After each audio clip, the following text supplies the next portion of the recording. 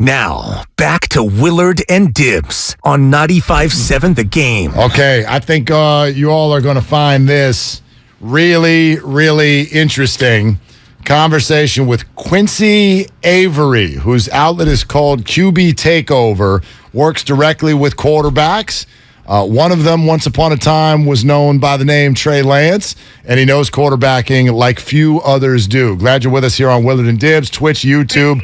We'll get back to your calls at 888-957-9570 shortly. Comcast business text line as well. But right now, hey, Quincy, what's going on, man? What's up, fellas? How you guys doing? We're doing fantastic. Would love to learn a little bit about all of this with you. And obviously, coming out of Sunday night around here, there was a lot of discussion, and there always is, about Jimmy Garoppolo. But I wonder, some of the things we saw that were obvious mistakes, how did you sort of translate them in your mind? How would you describe Jimmy Garoppolo's field presence this many years into the league?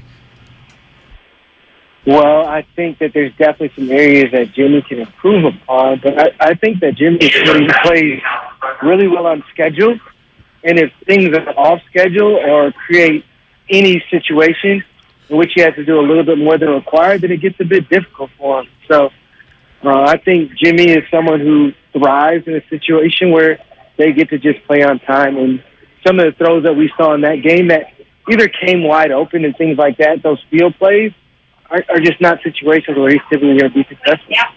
The big criticism, or one of them out here, of Jimmy Garoppolo is that he doesn't, quote, see it, meaning he doesn't see the field pre-snap or even during the play. Is the ability for a quarterback to see it something that can be learned, or is that something you have to have from the start?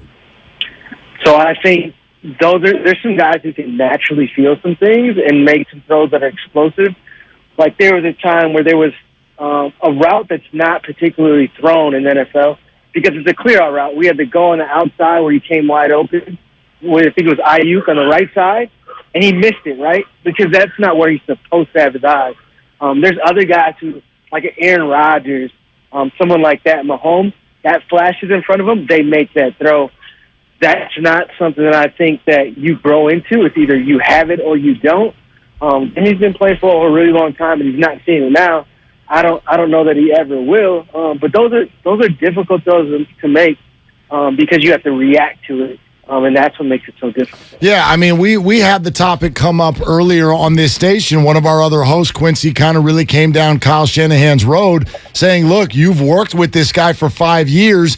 You got to coach him to be able to make that throw. You coach quarterbacks all the time. Is it that simple? Can you just tell someone something and say, go do it? Or is it way more complex than that?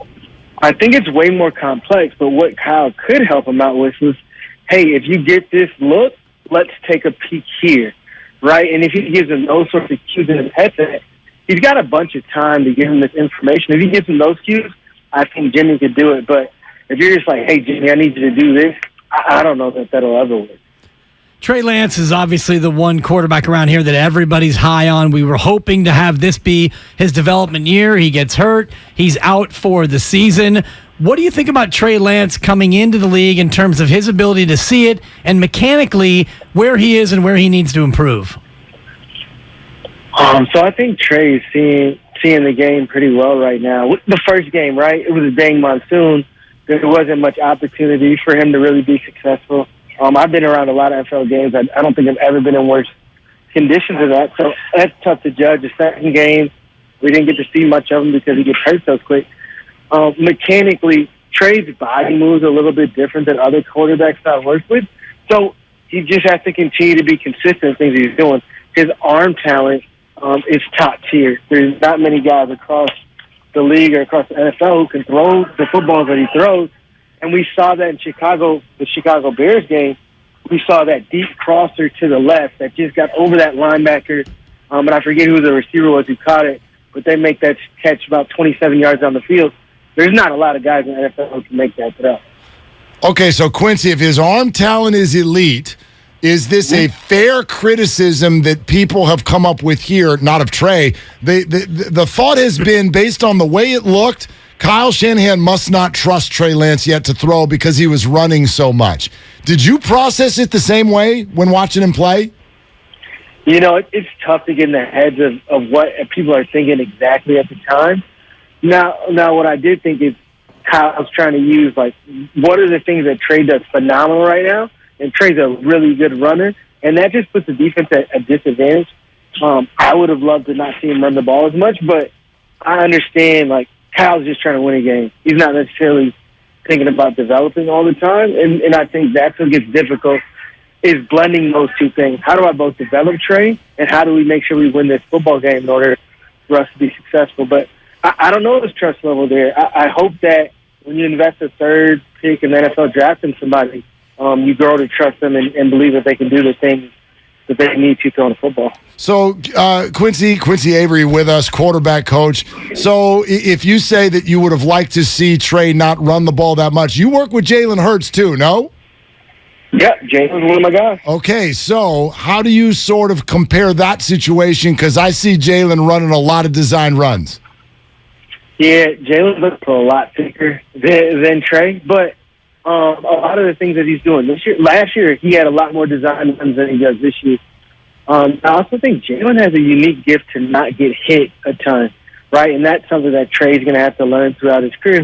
How does he avoid some of these bigger hits? And I think that he'll continue to get better at that, just not getting banged up as much. So Jalen's running the ball significantly less, design runs significantly less than he was doing in previous years. And he takes opportunities when he's scrambling to make sure that he gets down. Quincy, great stuff. That's super interesting. Thank you so much for coming on. Man, I appreciate you guys having me on. Okay, there it is. Quincy. Yeah, Quincy Avery, the QB takeover. All right, so, Quincy Avery, who's worked with both Trey Lance and Jalen Hurts. Yes, you would love to see Trey not run as much, but also said it is a skill to learn how to not get hit when going in there that maybe Jalen has learned over the last 3 years, and Trey is not there yet.